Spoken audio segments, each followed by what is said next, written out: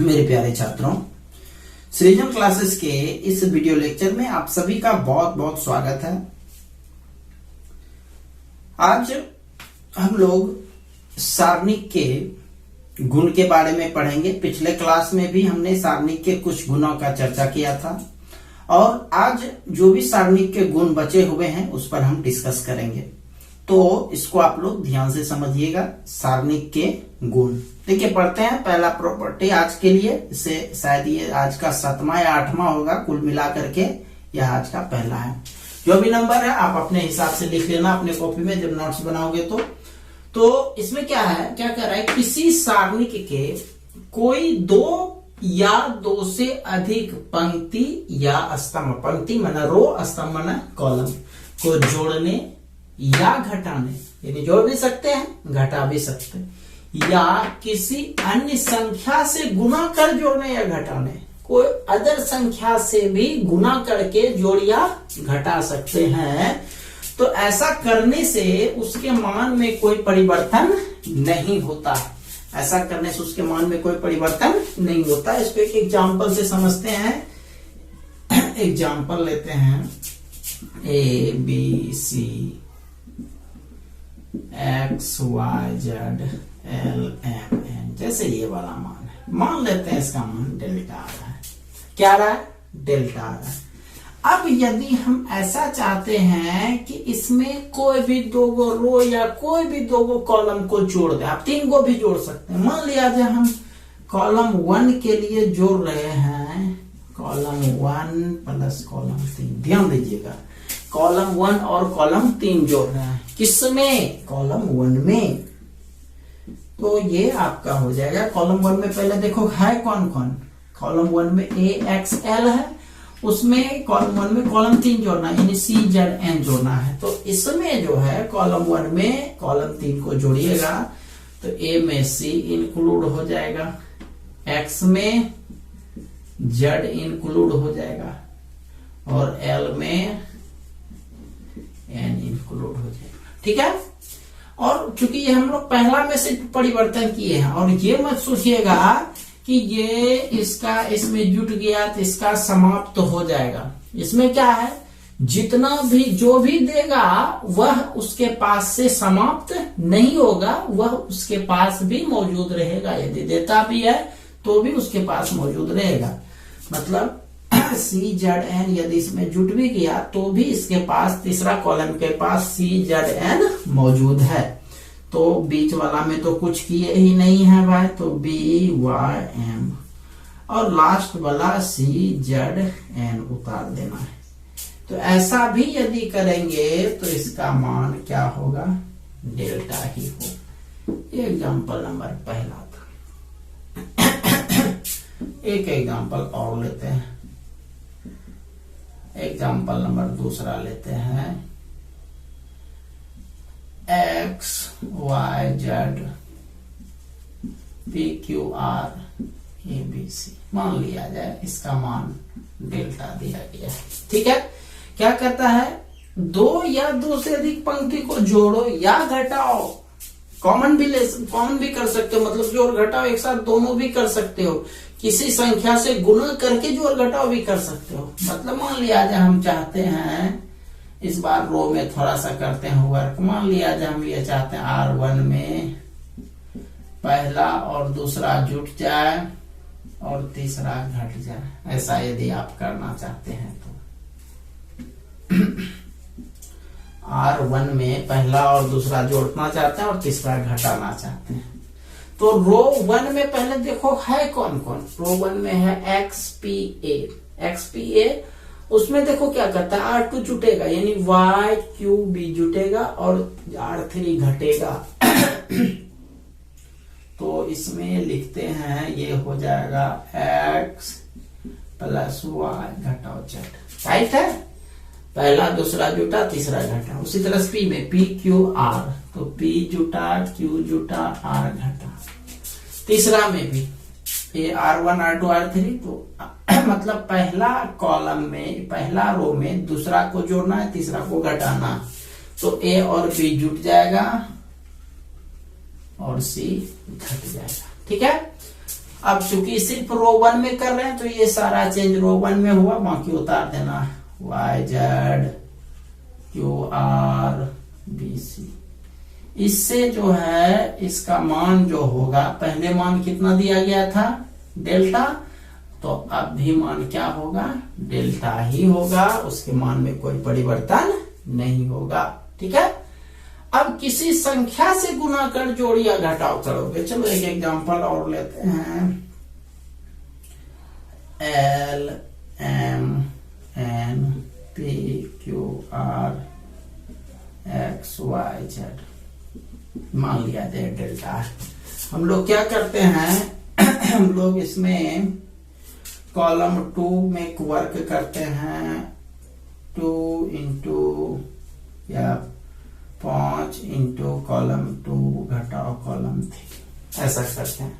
तो देखो किसी संख्या से हम गुना कर रहे हैं, गुना करके घटा रहे हैं, गुना करके जोड़ो या घटाओ से उसके मान में कोई परिवर्तन नहीं होगा। दैट मीन्स देखो हम लोग कॉलम 2 में क्या आ रहा है MQY, उसमें कॉलम 2 में पहले 5 से गुना करना है, तो 5M 5Q 5Y, और C3 को घटाना है, मतलब NRZ को घटाना है, तो ये हो जाएगा। बीच में सिर्फ लिख रहे हैं 5M घटाओ N, 5Q घटाओ R, 5Y घटाओ Z, NRZ LPX। इसका मान भी क्या होगा डेल्टा ही होगा, इसके मान में कोई परिवर्तन नहीं होगा। तो उम्मीद करते हैं ये जो हम लिखे हैं ये चीज आपको 3 एग्जाम्पल से खूब आसानी से समझ में आ गया होगा। ठीक है, चलिए नेक्स्ट प्रॉपर्टी पर चलते हैं। क्या कर रहा है, किसी सारणिक से कॉमन लेने के लिए यह आवश्यक है कि कॉमन संख्या उस सारणिक के किसी एक पंक्ति या स्तंभ के सदस्य में मौजूद हो। ये नियम आपको कॉमन लेने से संबंधित नियम के बारे में बताता है। देखिए अब हम एग्जाम्पल लेते हैं, मान लिया जाए 8 10 12 6 9 15 7 14 20, जैसे ये वाला है। ठीक, चलो ये देखते हैं, ये लेते हैं चलो कॉमन लेते हैं। अब देखो पहला पंक्ति में देखो भाई, ध्यान देना जरा सा, पहला पंक्ति का हम बात कर रहे हैं 8 6 7, क्या यह किसी पहाड़ा में है? नहीं है। आपको कॉमन लेने के लिए जरूरी है ना, किसी एक पंक्ति या एक स्तंभ को खोजो।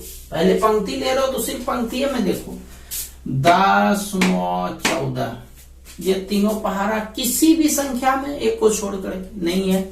12 15 18 ये 3 का में है, तो इससे हम लोग 3 कॉमन ले सकते हैं। क्या कॉमन ले सकते हैं? 3 कॉमन ले सकते हैं। अब आप कहोगे कि क्या हम रो में ही कॉमन ले, हम कॉलम में कॉमन लेंगे, तो लो ना भाई, कॉलम में ही कॉमन लो। तो 8 10 12 देखो ये तीनों किस पहाड़ा में है, दुक्का में है तीनों, तो चलो हम लोग 2 कॉमन लेते हैं।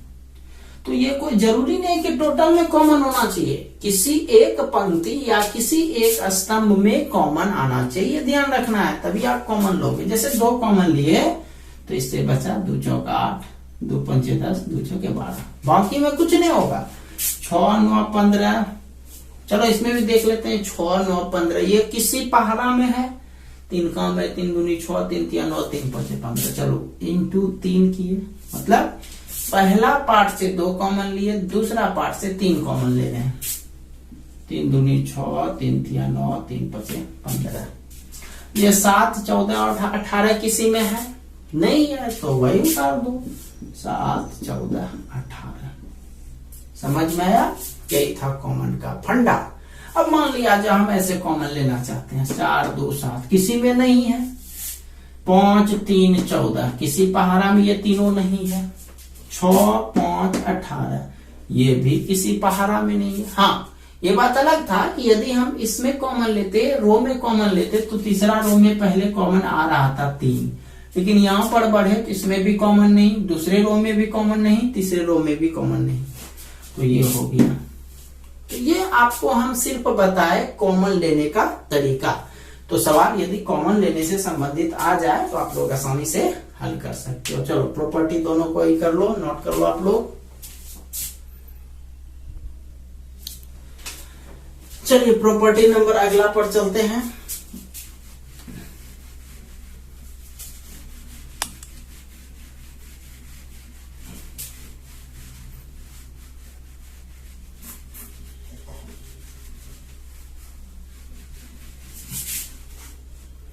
नेक्स्ट प्रॉपर्टी है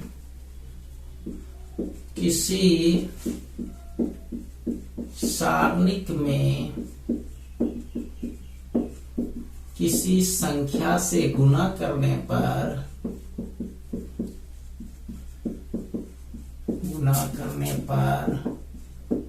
वह संख्या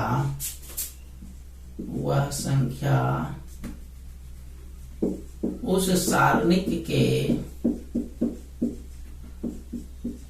किसी एक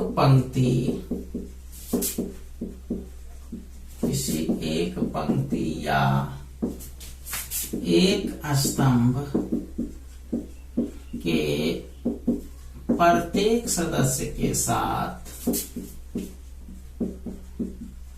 गुना हो जाता है। इसका एग्जांपल, चलो इसका एग्जांपल बताने से पहले पिछला पर जो है इसका तुलना हम लोग जरा सा कर लेते हैं मैट्रिक्स से। मान लिया जाए कि एक मैट्रिक्स है 8, 10, 12, 16। तो इसमें कितना कॉमन आ रहा है वो तो एग्जांपल हो गया, बस साइड से इसको समझा रहे हैं। देखो इस ये टोटल 8, 10, 12, 16 ये दो कम पहाड़ा में 2 कॉमन ले लिए। 2 चौक 8, 2 पंचे 10, 2 छक 12, 2 अट्ठे 16 ये हो गया, है ना। लेकिन यदि यही चीज, ये तो हो गया मैट्रिक्स में ओवरऑल कॉमन होना चाहिए, प्रत्येक संख्या में कॉमन होना चाहिए। लेकिन यही चीज यदि मैट्रिक्स ना हो करके यदि यही चीज सारणिक होता, तो यदि आप 2 कॉमन लिए तो इसका मतलब किसी एक पंक्ति या किसी एक स्तंभ से लीजिए। मान लिया जाए हम पहला कॉलम से, पहला पंक्ति से 4 कॉमन लेना चाहते हैं, 4 कॉमन दोनों है। दूसरे से 10 और 16 2 कॉमन है, तो दूसरे से 2 कॉमन लिए, तो 4 कॉमन लिए, 4 दूनी 8, 4 तिया 12। दूसरे से 2 कॉमन लिए, 2 पंचे 10, 2 अट्ठे 16, ऐसे करते हैं। ठीक है, मतलब क्या कि पंक्ति से कॉमन लेना हो, यदि मैट्रिक्स से कॉमन लेना हो तो वह कॉमन संख्या पूरे संख्या में होना चाहिए, यानी पूरे मैट्रिक्स के प्रत्येक संख्या में होना चाहिए। और यदि हम लोग सारणिक से कॉमन ले रहे हैं तो किसी एक पंक्ति या किसी एक स्तंभ के प्रत्येक सदस्य में कॉमन होना चाहिए। ठीक है, चलिए अब ये है गुणा करने से संबंधित यह सवाल जो है, इससे संबंधित सवाल बोर्ड एग्जामिनेशन में पूछा गया है ऑब्जेक्टिव में। अभी मैं डायरेक्टली वही चीज लूंगा एग्जाम्पल के तौर पर जो पूछा गया है। ये रहा सारणिक ABCD, ठीक है। इसमें हम किसी संख्या K से गुना करते हैं। क्या करते हैं? K से गुना करते हैं। अब देखो इसको हम लोग क्या लिख सकते हैं, क्या कह रहा है गुना का नियम, देखो क्या कहता है, किसी सारणिक में किसी संख्या से गुना करने पर वह संख्या उस सारणिक के किसी एक पंक्ति या स्तंभ के प्रत्येक सदस्य के साथ गुना होता है। कोई एक पंक्ति चुनो, मान लिया जाए हम पहला पंक्ति चुने AC, पहला पंक्ति में AC है ना, तो K जो गुना होगा A से होगा और C से होगा, यानी KA और KC, बाकी BD उतार दोगे। ये हो गया आपका पहला चीज, पहला ऐसा लिख सकते हैं। अब मन होगा हमको कि हम पहला पंक्ति नहीं चुनेंगे, हम दूसरा पंक्ति चुनेंगे, तो ये जो है K गुना होगा दूसरा पंक्ति यानी BD के साथ, पहला उतर जाएगा, AC उतर जाएगा, ये हो जाएगा KB और KD। ठीक, तीसरा नंबर, मान लिया जाए हमको पंक्ति से नहीं करना, हमको स्तंभ से करना, हम पहला स्तंभ चुनते हैं। पहला स्तंभ में क्या है AB, तो ये गुना हो जाएगा KA के साथ KB के साथ, तो KA KB, CD उतार देना है। चौथा नंबर, मान लिया जाए हम के को जो है गुना करना चाहते हैं दूसरे स्तंभ के साथ, तो ए भी उतार देना है। ये हो गया के सी ए बी। समझ में आ गया? इसका मतलब के से यदि गुना करते हैं तो इस चारों में से हम लोग कोई भी लिख सकते हैं। ये चीज तीन क्रम वाले सारणिक के साथ ऐसा ही कर सकते हैं। ठीक है, तो समझ गए प्रॉपर्टी। चलिए नेक्स्ट प्रॉपर्टी पर चलते हैं।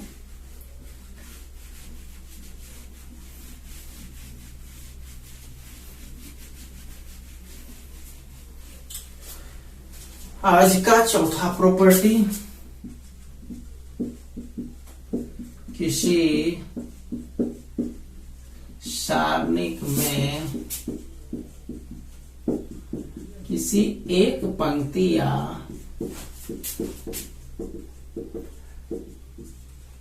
स्तंभ के सदस्य दो या दो से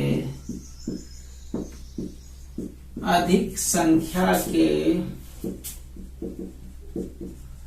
योग के रूप में हो तो उसे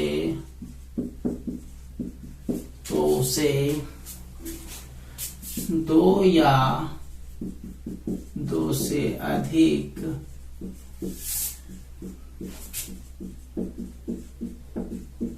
सारणिक के योग के रूप में लिखा जा सकता है। लिख लिए? चलिए इसके एग्जाम्पल को समझते हैं, अच्छे से समझ में आएगा। एग्जाम्पल मान लिया जाए, ये एग्जाम्पल नंबर पहला देते हैं, a plus L B plus M C plus N है, X Y Z P Q R, जैसे ये वाला है। तो इसमें आप क्या देख रहे हो कि इसमें जो पहला पंक्ति है, पहला पंक्ति में प्रत्येक सदस्य योग के रूप में है ना। पहला पंक्ति का प्रत्येक सदस्य A plus L B plus M C plus M योग के रूप में है। तो इसको दो सारणिक के योग के रूप में लिख सकते हो, दो सारणिक के योग के रूप में लिख सकते हो। ठीक है, कैसे? तो देखो भाई एक्स वाई जेड ये दोनों में आ जाएगा, X Y Z P Q R, इसमें भी वही कर दो, X Y Z P Q R, दोनों में ये चीजें लिख देना है। ठीक है, अब ऊपर वाला जो सवाल रहा A L B M C N, यह ना, तो इसके साथ ए बी सी, ठीक, और इसके साथ एल एम एन लिख देना। समझ में आया? ये योग के रूप में था, इसीलिए हम लोग दो सारणिक के योग के रूप में लिख दिए। चलिए उसी तरह से एक पंक्ति वाला भी लेते, एक स्तंभ वाला लेते हैं, X Y Z P plus L Q plus M R plus N A B C, जैसे ये वाला है। इसको भी दो सारणिक के योग के रूप में लिख सकते हैं। कैसे? कि X Y Z A B C, X Y Z A B C, ये लिख देना है। उसमें भी दूसरे में भी X Y Z A B C लिख देना है। लिख दिए। अब देखो ये पी क्यू आर और एल एम एन, एक में आप पी क्यू आर दे देंगे और एक में एल एम एन दे देंगे। ये हो गया, मतलब समझ गए बात को? चलिए इसको पूरा कर लीजिए।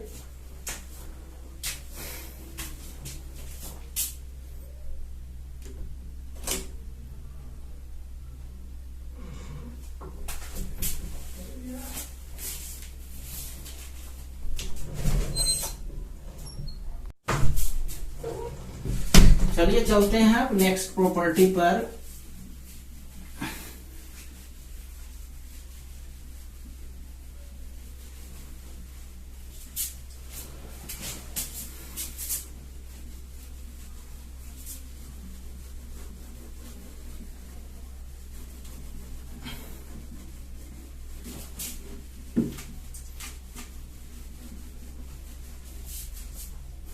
चलिए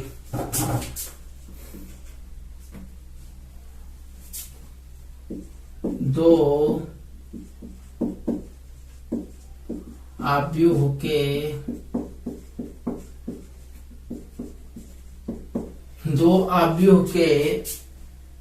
सारणिक का गुणनफल, दो आव्यूह के सारणिक का गुणनफल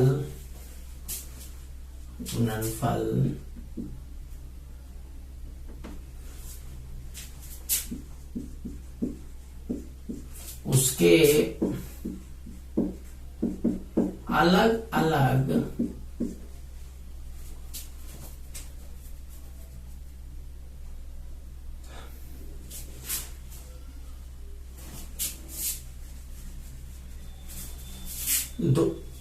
दो आव्यूह के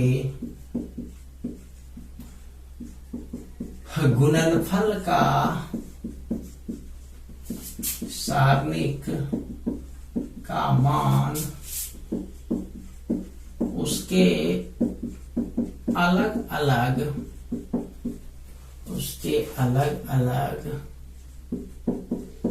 सारणिक के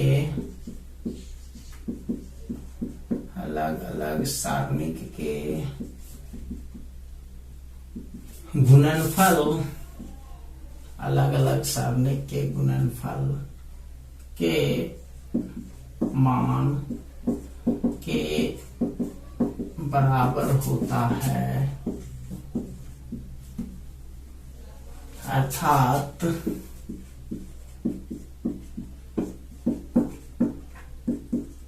mod AB equal to mod A into mod B। ठीक है, मतलब यदि दो आव्यूह दिया है उसको गुना करके यदि सारणिक आप प्राप्त करते हैं तो उसका जो मान होगा वह दोनों आव्यूह के अलग अलग सारणिक के मान के गुणनफल के बराबर होंगे। इसको एक एग्जांपल में समझ लीजिए। मान लिया जाए ए का मान दिया गया 5, 8, 3, 2, बी का मान दिया गया है 7, 3, 6, 4, जैसे ये दिया गया है।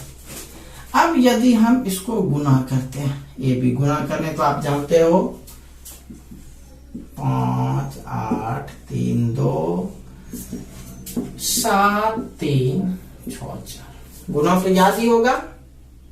ये भूल गया तो आप समझो बात, गुना करने के लिए बताए थे 7, ये इस तरह से। तो मैट्रिक्स का गुना है तो 5 7 35 जोड़ 3 3 9, 5 6 30 जोड़ 12, 8 7 56 जोड़ 6, 8 6 48 जोड़ 4 दूनी 8। ये हो गया 35 9 44, 56 6 62, 30 12 42, 48 8 56। ये मैट्रिक्स का गुणनफल था। अब इसका हम लोग अलग अलग सारणिक, पहले गुणनफल का सारणिक निकालते हैं, इसीलिए मॉड ए बी बराबर, मॉड डालने से ये मैट्रिक्स का चिन्ह समाप्त हो जाता है, ये भी मॉड में आ जाता है। 44 62 42 56, इसको गुना करते हैं 56 गुना 44, 24 5 20 24 44 2 46 5 20 4 2464 घटा 62 गुना 42 2 दूनी 4 12 8 20 24 2 2604। ये हो गया आपका घटाव करके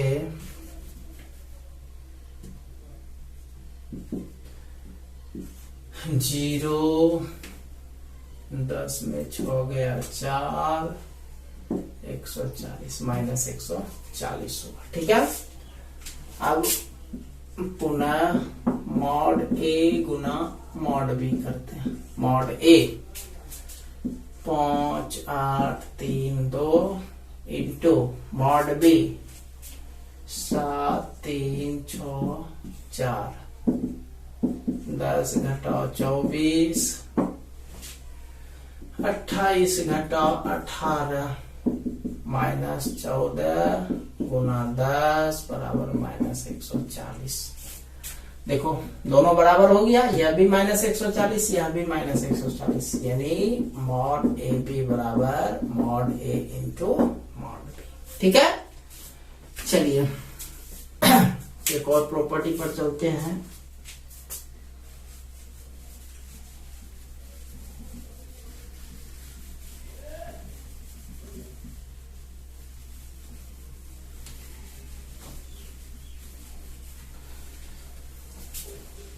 चलिए यह एक बड़ा प्रॉपर्टी का एक छोटा पार्ट है, हालांकि ये प्रॉपर्टी में स्पेशली बुक में शामिल नहीं किया जाता है, बट सवाल को सॉर्ट करने के लिए हमने इसको प्रॉपर्टी में डाल दिया है।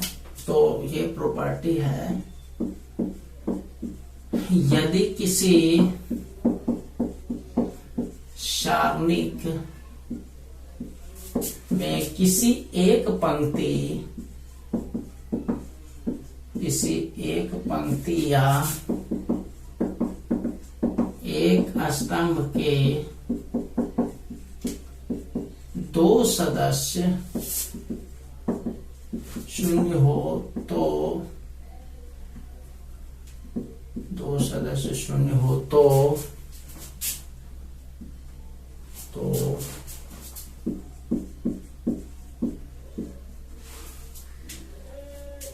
उसका मान प्राप्त करने के लिए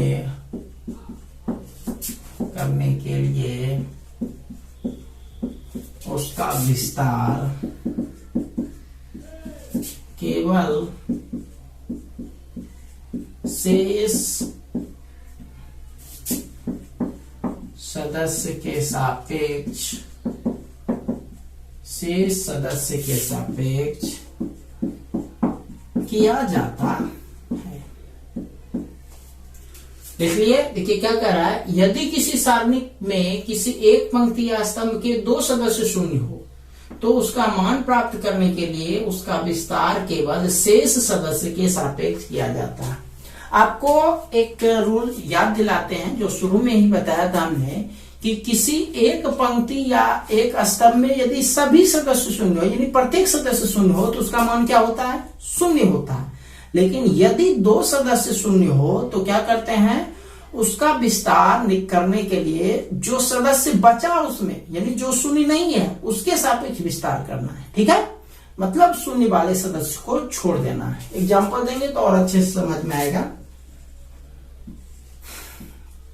5 0 3 8 4 0 3 0 9, जैसे इसका मान निकालना है, ध्यान देंगे जरा सा, इसका मान यदि निकालना है तो यदि हम पहला पंक्ति को चुने, ध्यान दीजिएगा जरा सा, बहुत अच्छे समझ में आएगा। पहला पंक्ति में 8 5 8 3 है, तो तीनों सदस्य तो शून्य, मतलब तीनों सदस्य अशून्य है, शून्य के अलावा अन्य संख्या है, तो तीनों के सापेक्ष विस्तार करना पड़ेगा।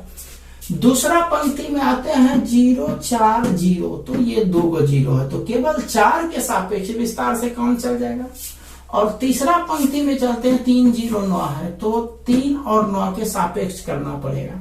ठीक है, तो हमको सबसे ज्यादा फायदा किसके सापेक्ष करने से है, द्वितीय पंक्ति के सापेक्ष करने से। क्यों उसके ही सापेक्ष करने से फायदा है, क्योंकि उसमें 2 शून्य है, शून्य से कैलकुलेट करने पर उसका मान शून्य होकर के वो खत्म हो जाएगा, इसलिए बचा क्या, सिर्फ उसमें 4, तो केवल 4 के सापेक्ष विस्तार कर दीजिए। आप 4 का चिन्ह आपको याद होगा, बीच वाला जितना भी है सबका चिन्ह प्लस होता है, यानी विकर्ण वाला सारा चिन्ह प्लस होता है, तो 4 का चिन्ह प्लस, तो प्लस हो गया।